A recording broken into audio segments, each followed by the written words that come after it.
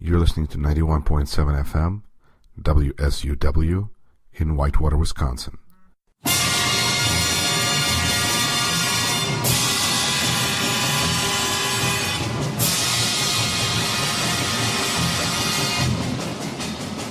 You're listening to Rashkin Report.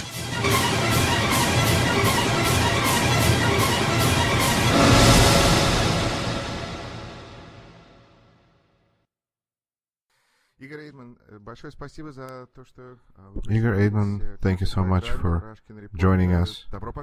Rashkin Report, welcome to the program. Yes, welcome. Thank you very much. Well, first question then. Let's start with themes of the day. Almost simultaneously, seems there was a cavalcade of news. Let's begin perhaps with Panama Papers. What is your opinion? What do you think about this? Do you feel this is an important piece of information?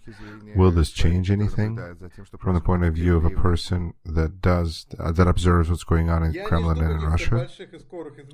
I do not expect big changes anytime soon, but it's definitely an important event. This event is interesting because it's one in a row of these events. Simply, it's almost every month there are different pieces of information about different crimes of Russian government. Crimes against peaceful residents, like in Donbass and eastern Ukraine. They're having hearings about this in Ukrainian parliament right now. Or the information about the Boeing that was shut down. There was an independent investigation that was just released about it, and it indicated that the plane was shut down by Russian military. Or there was information about the judge in London, where there was for another time persuasively demonstrated that Litvinenko was ordered specifically by top leadership of Russia with Putin there, and periodically there is criminal scandals that often the information that was produced by Alexei Navalny recently with Attorney General, Prosecutor General Chaika and his relatives' connections with organized crime, specifically with the Tsapka family, which is a very well-known gang in Russia that has committed many, many crimes. And the information that comes out because of Panama offshores is also important addition to this picture of criminal gangster regime that is now in Russia, that is not opposed to any sort of methods of committing any crimes of both economic character, which is what we're seeing about information with Panama Papers and the offshores, and the same way crimes in Russia that we know about based on events in Ukraine, Donbass, murders of Litvinenko, Nemtsov, shut down Boeing, and on and on and on.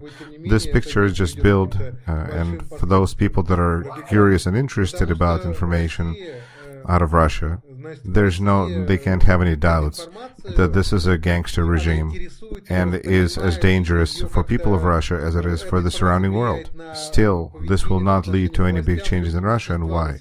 Because in Russia, those that are interested and pay attention to this information affects the behavior of minority of people towards the government. The majority of people so far is zombied by the total propaganda with these military patriotic games on TV that are constantly taking place lately, and in conditions when the government on purpose creates in a country atmosphere of a castle under siege, where you have only enemies, whether it's Americans, Ukrainians, Europeans, Turks, and in this atmosphere of castle under siege, the people lose the ability to understand and accept critical information about that person that they consider their leader. Therefore, most people, as of now, are not able to digest this information. Igor, what do you think? Panama Papers, what can they change in Russia? If the money cannot be hidden this way, can they be hidden in a different way?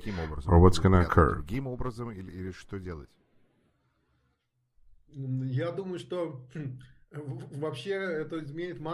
I think what it will change at most is that, of course, no one can now deal with the firm that got caught. No one's going to be dealing with them. Yes, they show that they cannot keep information, right? So you can't keep secrets? All right, forget it.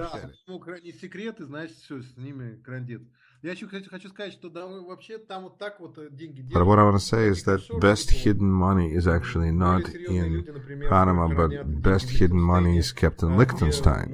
Liechtenstein, where you can have complete anonymity, and the fact that you exist and this is your money is known only by your representative of Liechtenstein, not a republic.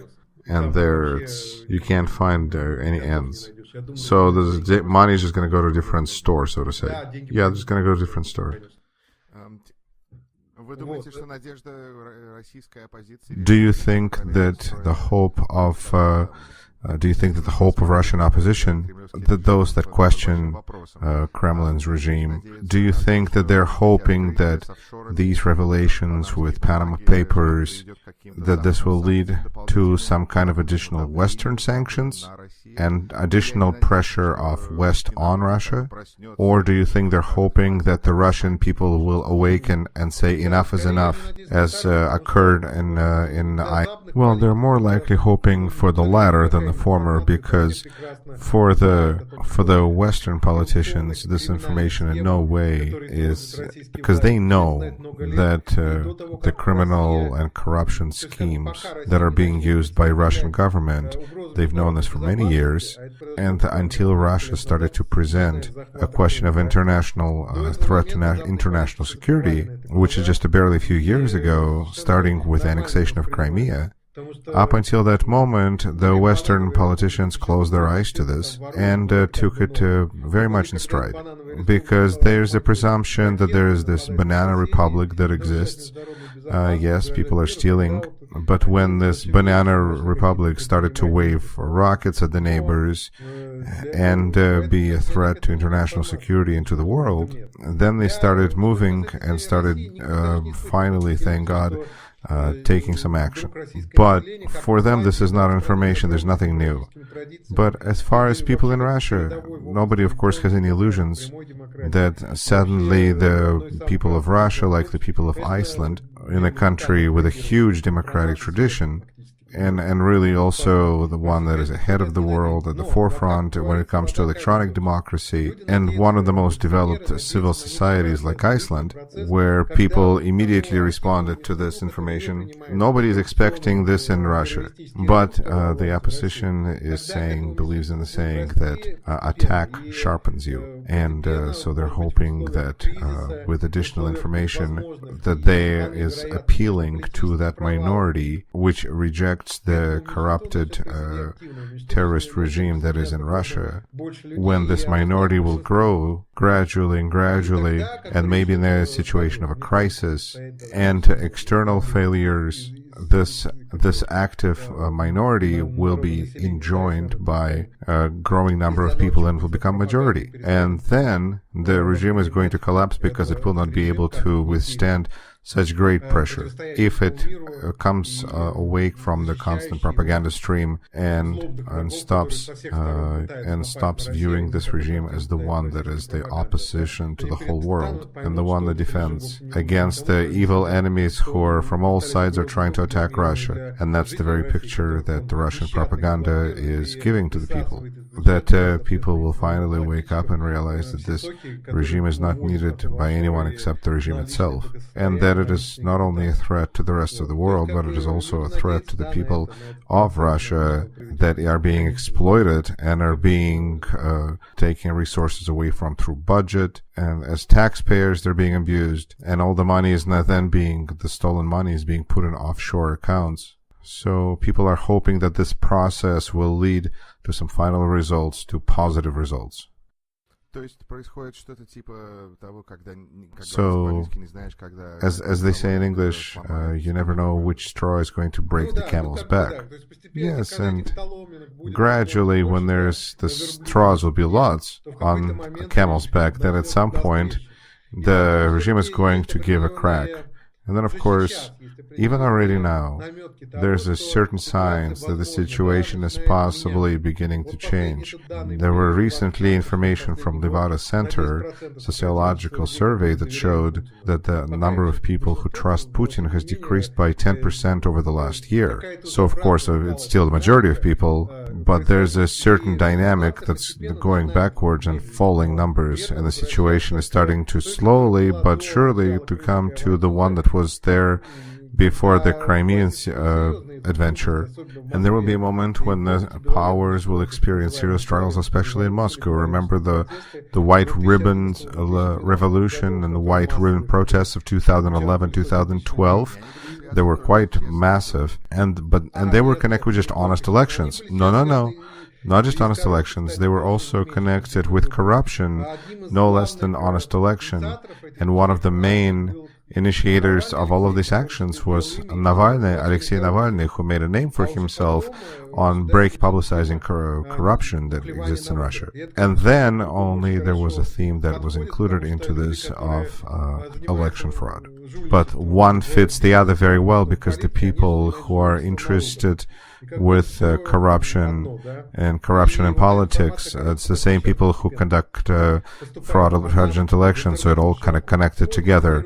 So this information that comes in gradually right now, it's widely being discussed on the internet by the opposition in the audience. It's being widely discussed, and then there's hope that this will include more people. It will gradually become an important theme for the whole society. Do you think that internet will make possible that which is not possible otherwise 50 years ago, meaning of public pressure? Absolutely, no question. It was proven many times in different countries, including Russia itself. Even the white ribbon protests that were quite powerful by Russian standards, because for Russia, I mean, these demonstrations that were there in 2011, 2012, there hasn't been since the early 1990s, from the moment of the August coup and so on. Those kinds of protests did not exist. Very well. Igor, do you trust Levada Center polling? How much do you trust them? What I can tell you is that I feel very well about the people that work at Levada Center, unlike some other polling firms. But Russian sociology right now is not an accurate way of learning about public opinion. The same Levada Center admits that 26% of people will openly admit to those interviewing them that they're afraid to answer their questions. You understand me? So 26%, that's a huge number. And those that are admitting, so there's a large number that are kind of shy about admitting. Or people who are just don't want to get into any trouble and just refuse to communicate with the pollers. And so to find any of these sociological polling to consider this accurate is not right, because so many people are scared and are not saying the truth of what they're saying. It's impossible. But still, the result of the sociological research is not pointless, because they give some information. For instance, they give some kind of dynamic. If Putin's rating starts to fall, it speaks that really the tendency has a place to be. Of course, the exact numbers have no value whatsoever, because they are not considering at least the 26% of people who are afraid to speak. And they do not consider those that don't want to answer their questions, but there's some tendency you can watch.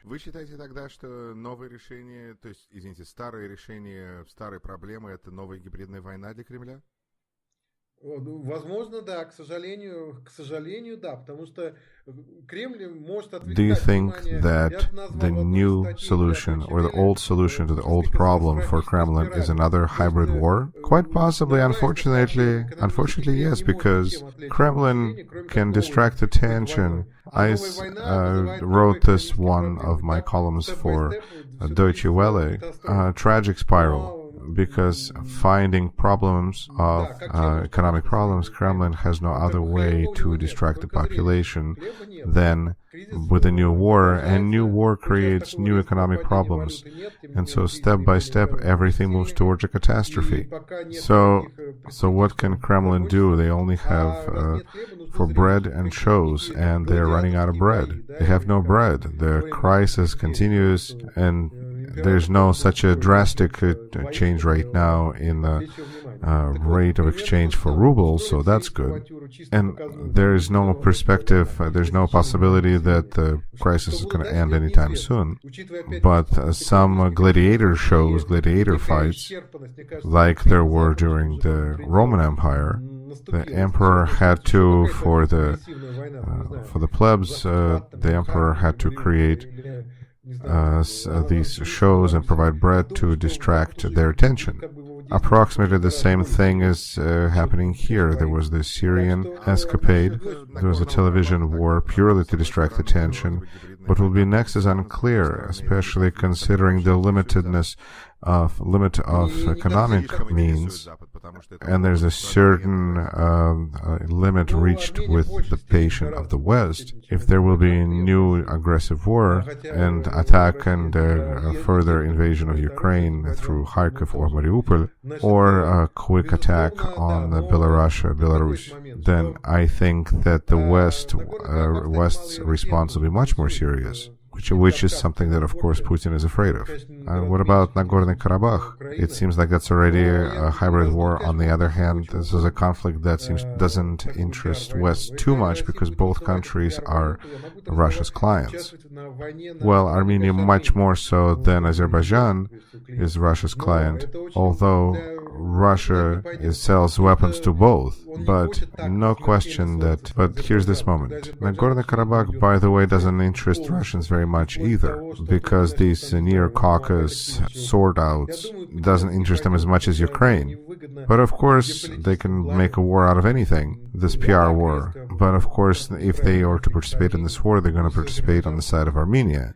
But for Putin, this doesn't work because he doesn't want to be in such a big conflict with Azerbaijan when Azerbaijan will go to Turkey to the point that Turkey is now actively helping Azerbaijan.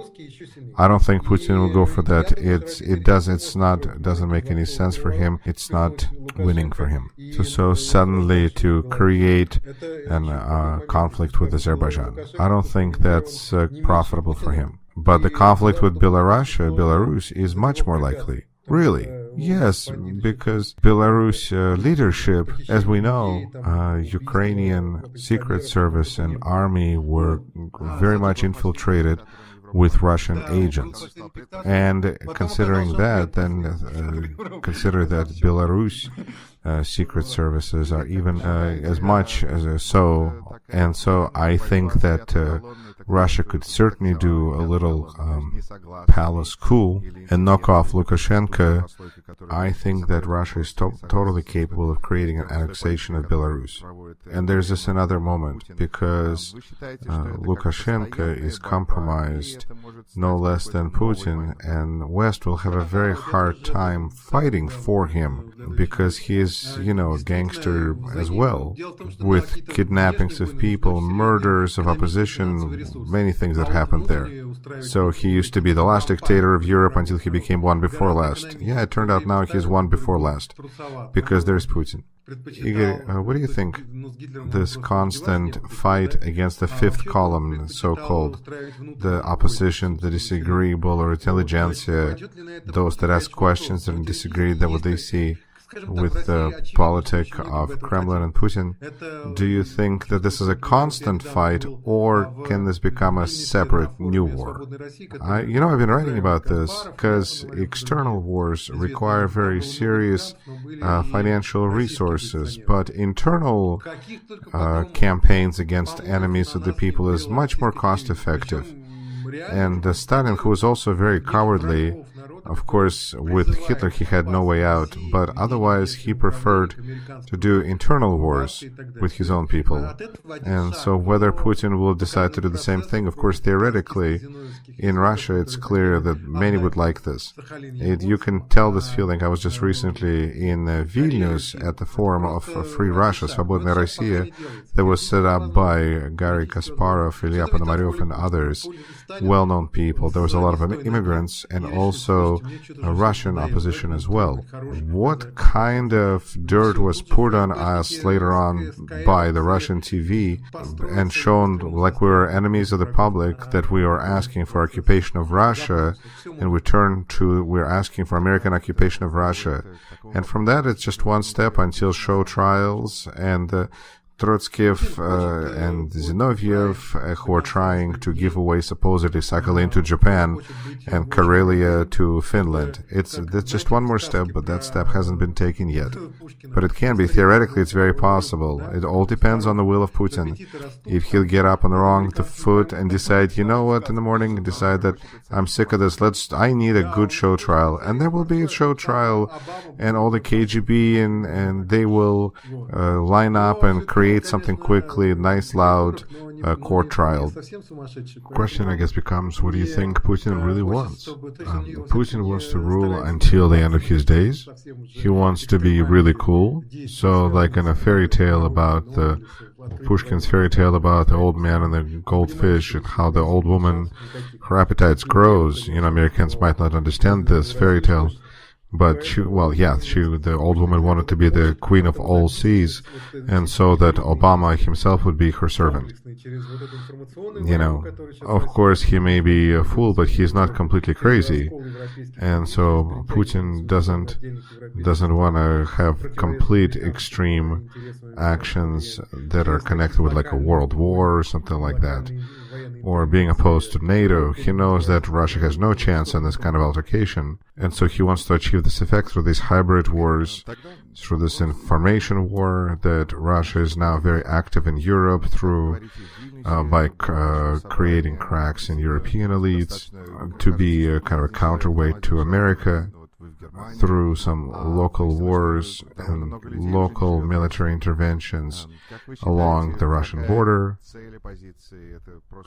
Igor, then question about the opposition. As you say, in Vilnius, there was a big gathering of seems like there's one person here, one person there, you're in Germany, but it turned out there's quite a few people already don't live in Russia anymore. What do you think? What is the goal of this opposition? Is it just to leave and to continue its life in good conditions?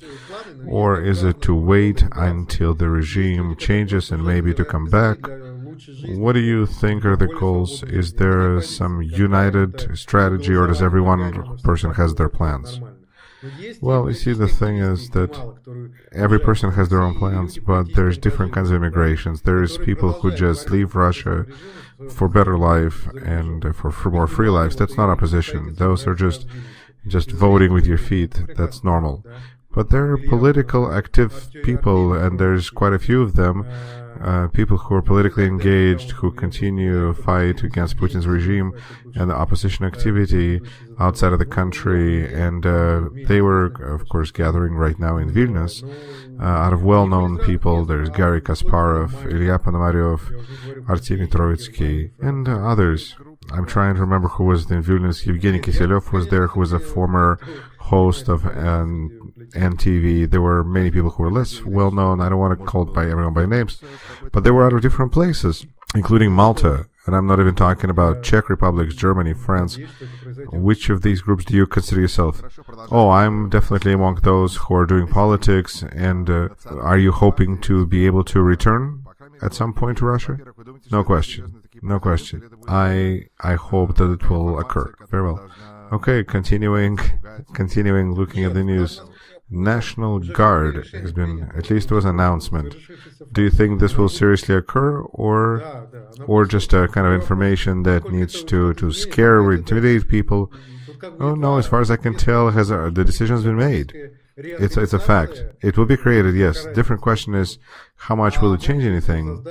You see, there's two sides to this, and it can be just a bureaucratic reorganization. of some security organs, or it could be a creation of a new structure that will be engaged in suppression of disagreements and protests in the country. Let's remember that this also increases the personal influence of a certain gentleman named, last name Zolotov, one of Putin's hawks and very well-known corrupted officials.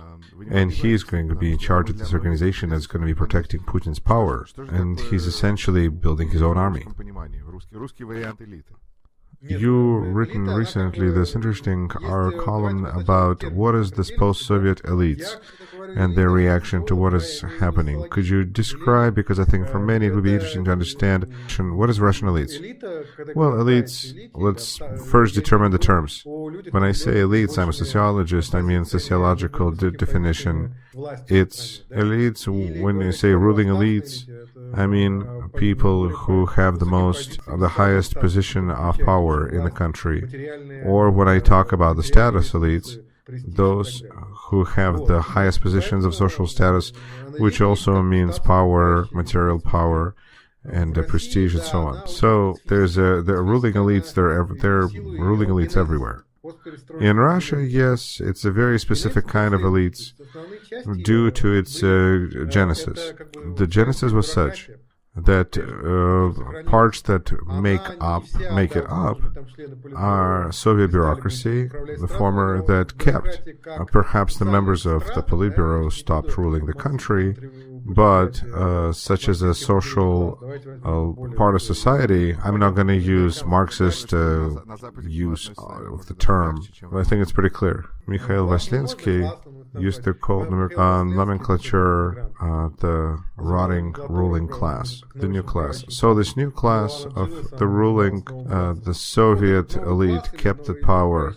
There were some personal changes, but it kept its power. Not just kept its power, but it added to its power property. And that's an interesting moment too, because Mr. Trotsky in 1930s was predicting that the Soviet bureaucracy at some point will want to have that property resources that it's controlling, production resources, to appropriate them and to become the owners, so they could give it, so they could leave it to their heirs. And Trotsky already understood this then. And so what he predicted in 1930s is this is taking place, it realized in 1990s. So this party nomenclature kept its power and received property, but in the new market conditions, it could not rule alone. And so it was forced to absorb certain and to give big preferences to certain social groups. It needed new partners for this new business in market conditions. And the partners, what did they need to do? They needed to have money, and they need to have levers of power, because that was during gangster times in 1990s. So you needed people with guns, because with a good word you're effective, but with a good word and a gun you're much more effective, as was said in a famous movie. But who were these people? These were criminals. I mean, representatives of the criminal world, and these were Secret Service KGB men. The criminals had the money, and KGB had their own abilities, and the money they were using their huge amount of information, that they had access to. Pretty soon they started making money as well, and due to their also as well being able to use force as well. And this merging of party nomenclature, criminal world, KGB, and then I would call a part of Soviet intelligentsia that went to serve this new Leviathan. And there was a genius of the new ruling elites in Russia. They took from these people, from nomenclature, they took authoritarianism and hypocrisy and a habit of living a double life, of going to a party meeting and saying high, meaningful words, and then quietly doing their own business on the side and stealing. And from the criminal world they took, and from their secret services, they took the criminality and the harshness and fondness for violence and treating other people as losers who deserve to be treated this way by real thieves or by real KGB men. So they took the hypocrisy and affinity for manipulation from the worst part of intelligentsia that went to service them. And so as a result, this monster that in the 90s was born and continues to rule, and now inside of it, the huge part is being played by the Secret Service, because the regime has gotten much more aggressive. It started to engage in active foreign policy in a bad, that's not meant as a compliment, aggressive, and actively influence other countries and trying to bend them to their will, first of all their neighbors. And this monster rules Russia. Igor, question that I think is for some reason, well, people are not comfortable discussing it. In your opinion, your understanding about the Russian situation, Russian history, what are the chances, do you think, that Vladimir Putin, will die in his own bed at all? Yes, that is an interesting question.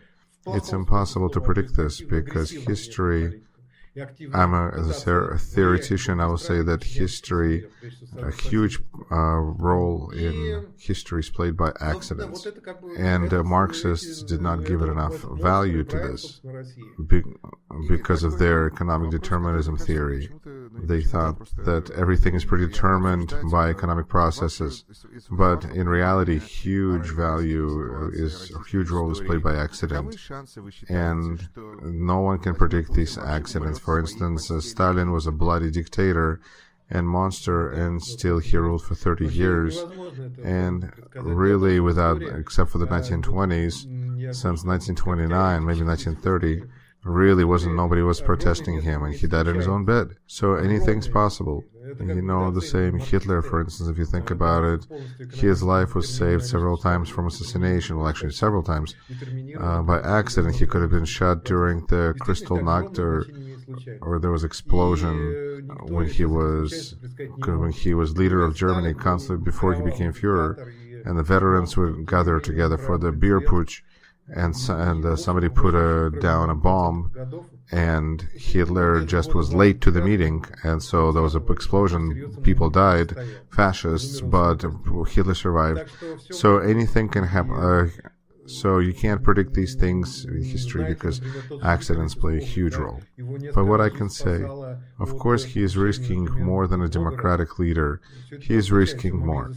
But because the democratic leaders there, at least these days, here's people that hate them are trying to affect an election level, because there's ways for people to express their disappointment and displeasure with the person.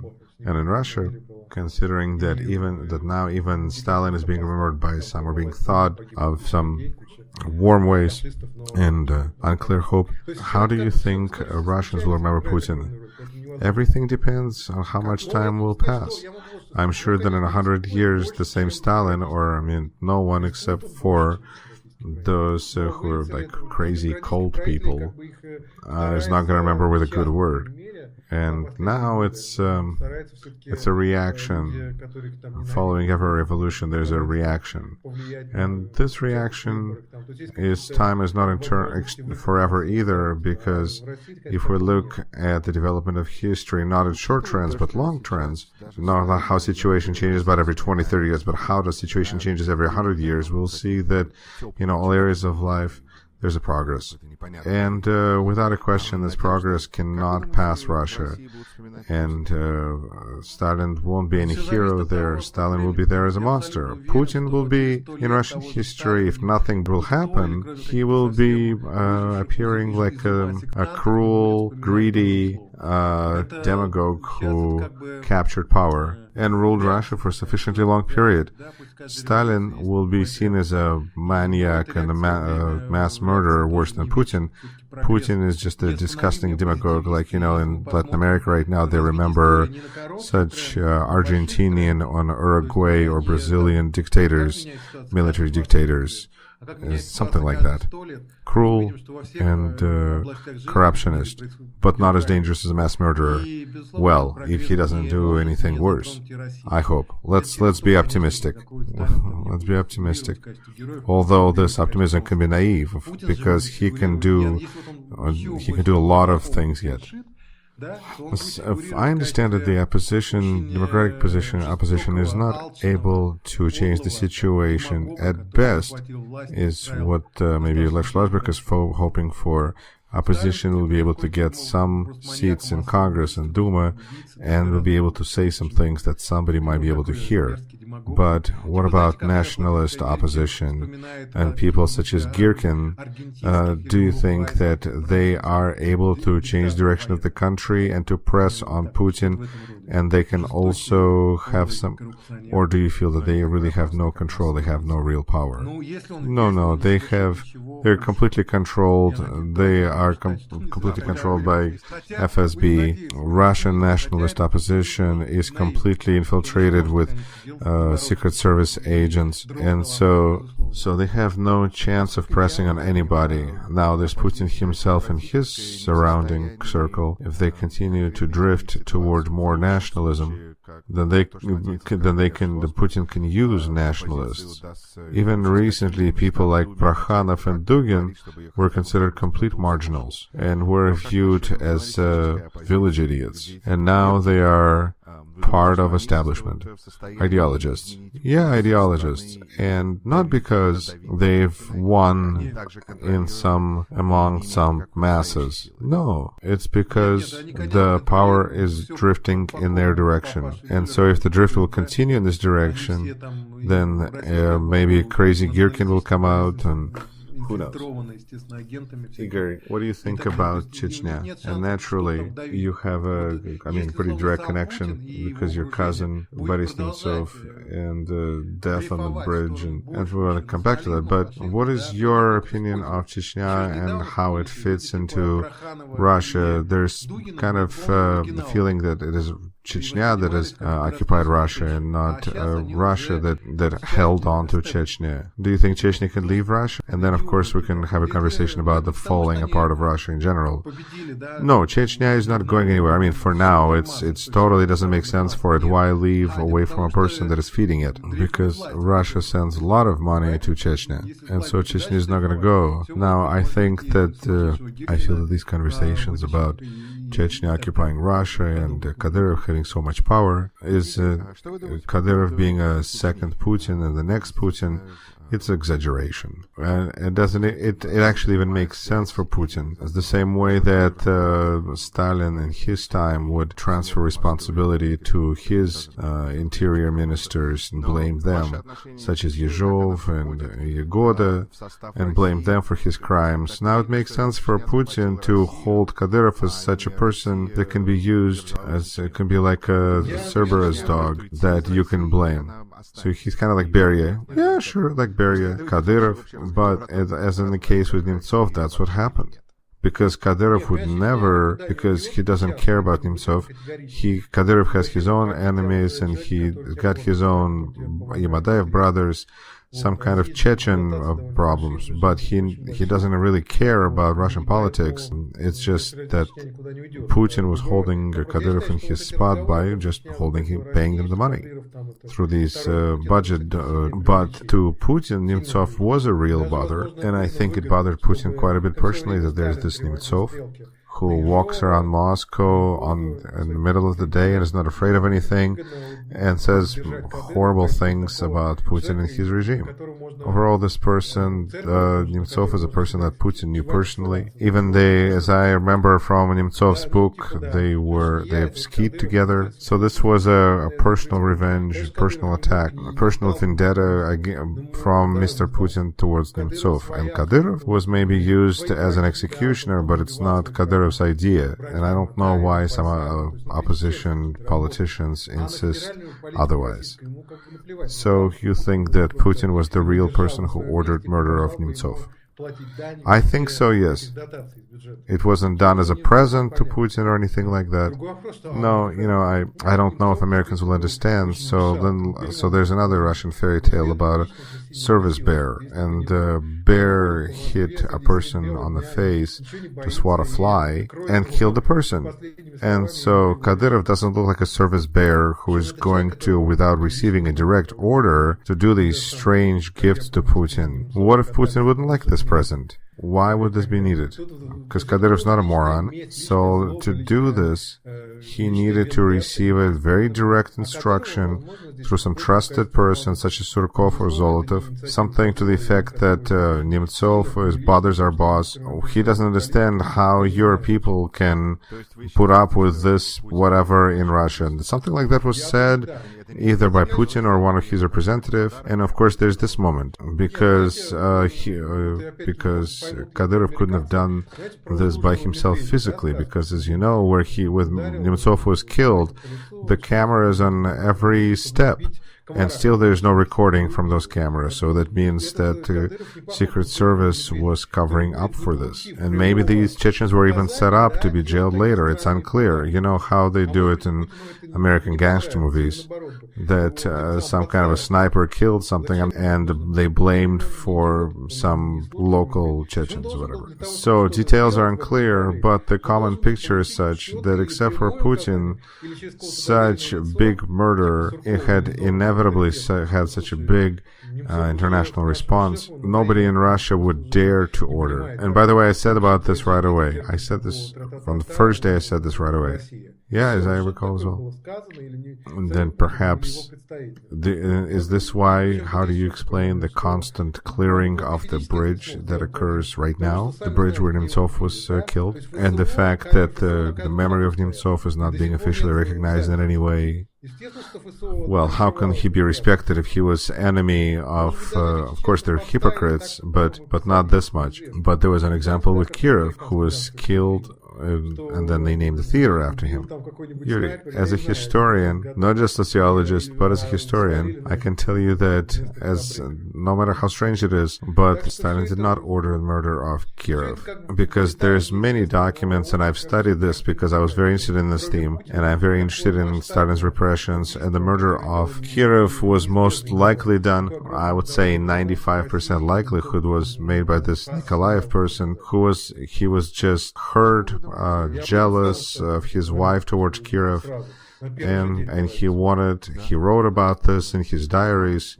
He wanted to go into Russian history as the new famous assassin, and Stalin was sincerely scared because he was a psycho. It's true, and he got scared. He was afraid of terrorism because Stalin himself was raised and grew, and during the time he began doing politics, during the terrorism times, and he was terrorist himself, but there was a lot of murders at the time, and Stalin was afraid of the same thing happening in the Soviet Union.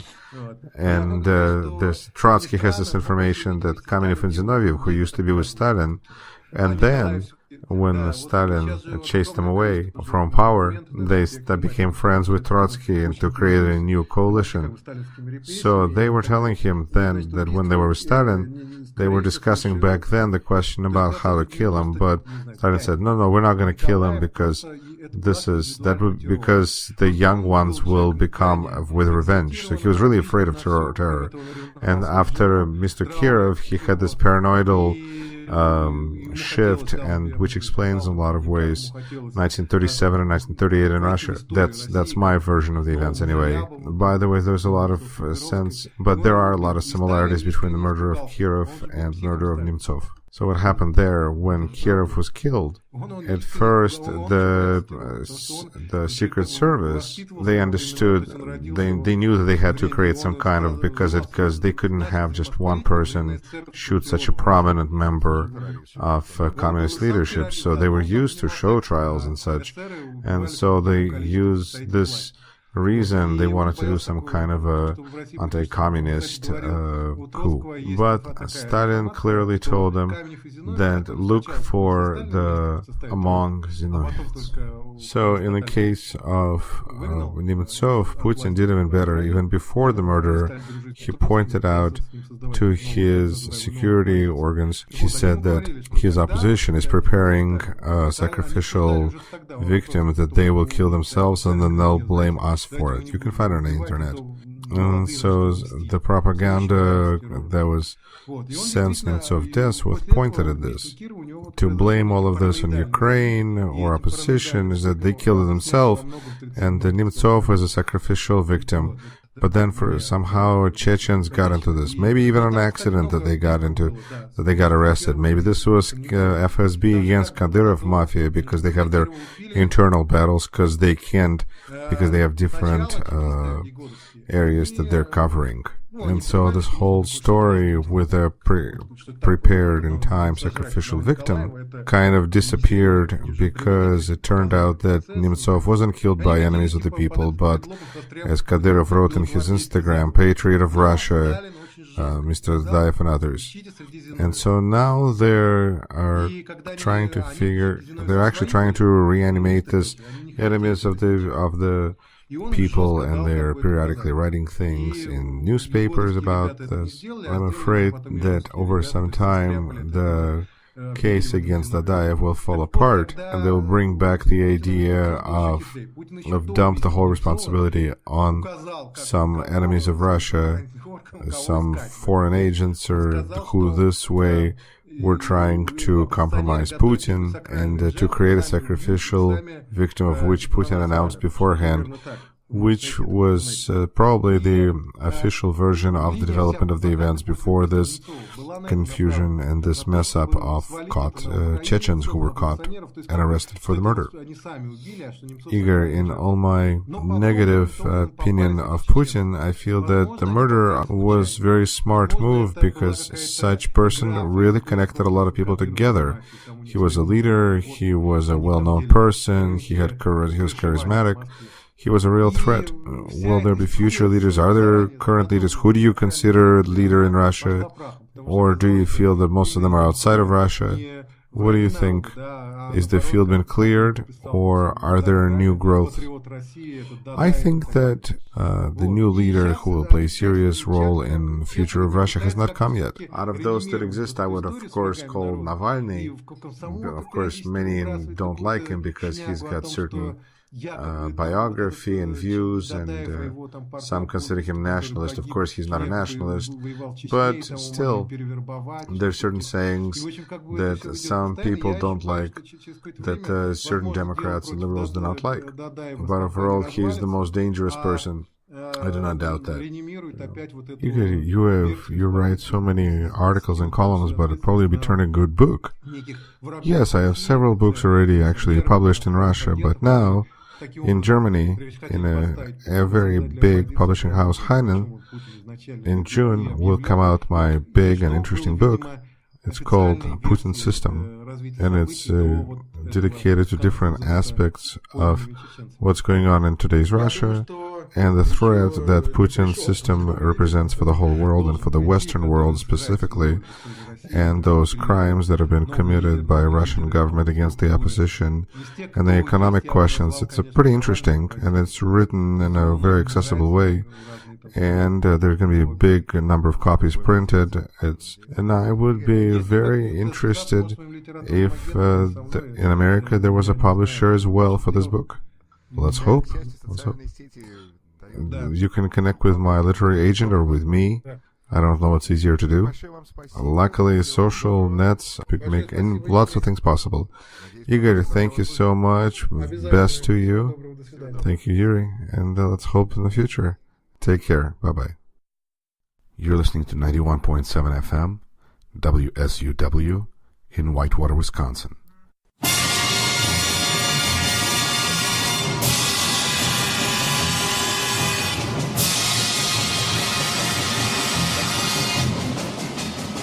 You're listening to Rashkin Report.